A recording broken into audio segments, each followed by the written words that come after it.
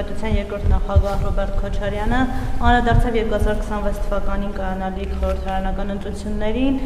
Նախ ուրախություն ձեզ, նայել ձեզ է իր գանձը համարում, դուք ընդդիմությանն եք գանձ համարում, նայել որպես իշխանություն է ձեզ գանձ համարում, ասելով, որ այնքան եք տապալել ամեն ինչ, որ ընդդիմությունը մեծ շանսեր ունի,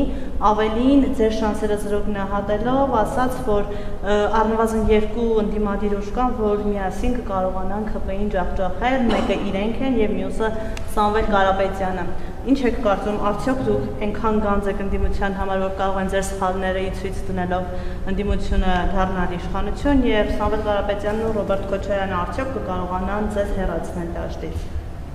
Այդ հարցերի պատասխանը կտա ժողովուրդը։ Գիտեք, քաղաքացիական պայմանագիր կուսակցության 7-րդ համաժողովի հռչակագրում արձանագրվել է, որ քաղաքացիական պայմանագիր կուսակցությունը 2026 թվականի խորհրդարանական ընտրություններում դիմելու է ժողովրդին ընտրություններին մասնակցելու եւ քաղաքական գործունեության ձևով Հայաստանի կառավարման մանդատը եւս 5 տարի երկարացնելու հարցով։ Սա ընդ որում մենք դա անում ենք հռչակագրով։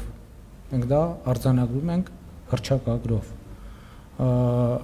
Ինչ վերաբերվում է մեր շանսերին, մեր բոլորի շանսերի մասին գնահատականը կտա ժողովուրդը։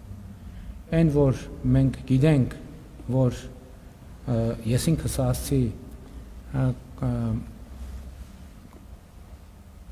կուսակցության 7-րդ համաժողովի իմ ելույթում, որ այն քաղաքականությունը,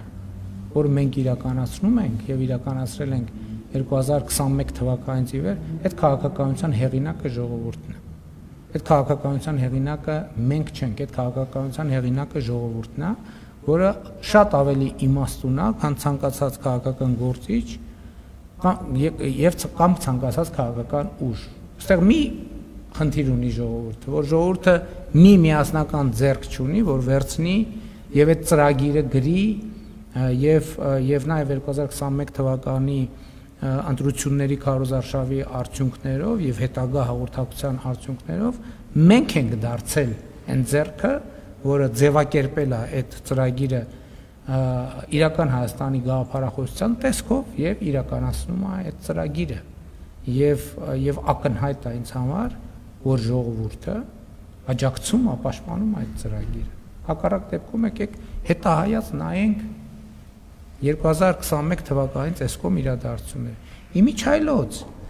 եթե փաստորեն ըստ էության արվում է քաղաքական կանխատեսում, չէ՞։ Հիմա եկեք հետ գնանք, տեսնենք ինչ էին ասում այդ մարտիկ 2025 թվականի հունվարին։ Դե ի՞նչ է տեղի ունենալու։ Ամեն օր գուժում էին, որ պատերազմա լինելու եւ այլ։ Ես ինչ էի ասում։ Ես ասում եի Հայաստանի եւ Ադրբեջանի միջեւ չի լինելու պատերազմ։ Լինելու է խաղաղություն։ Գնանք 2024 թվականի հունվար, տեսնենք ինչ էին ասում։ Այսինքն, ինչի համար եմ ասում։ Ասում եմ, որպեսզի դուք գնահատեք ոմանց կանխատեսելու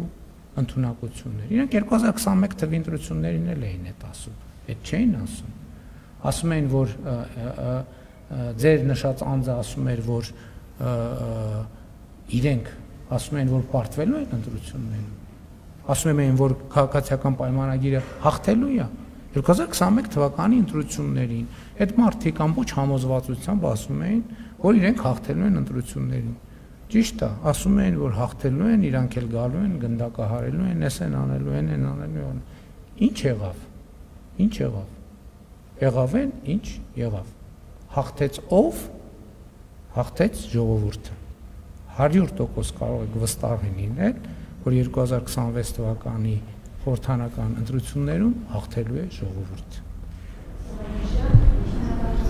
Պարոն Ձեր առավոտյան տեսաշարը բավականին լայն տարածում է գտել համացանցում եւ առավոտյան տեսաշարը ձեր հրապարակում եք եւ բազմաթիվ քաղաքացիներ, նույնիսկ արտասահմանցիներ փորձում են կրկնօրինակել ձեզ։ Արդյոք սա ձեզ դուր է գալիս եւ կխնդրեմ նշեք ինչ ուղղարձակում ձեր տեսանյութը։ Տեսանյութը ուղղարձը գրված է, դա լավ առիթ է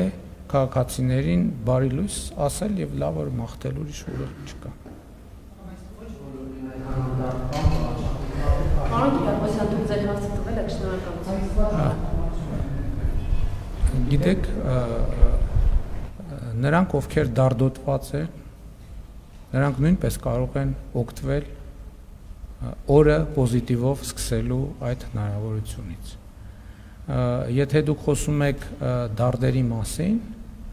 Հայաստանի Հանրապետությունում դարդերով զբաղվող մի ինստիտուտ կա եւ դա Հայաստանի Հանրապետության կառավարությունն է, մնացածը կենացների ժանրից։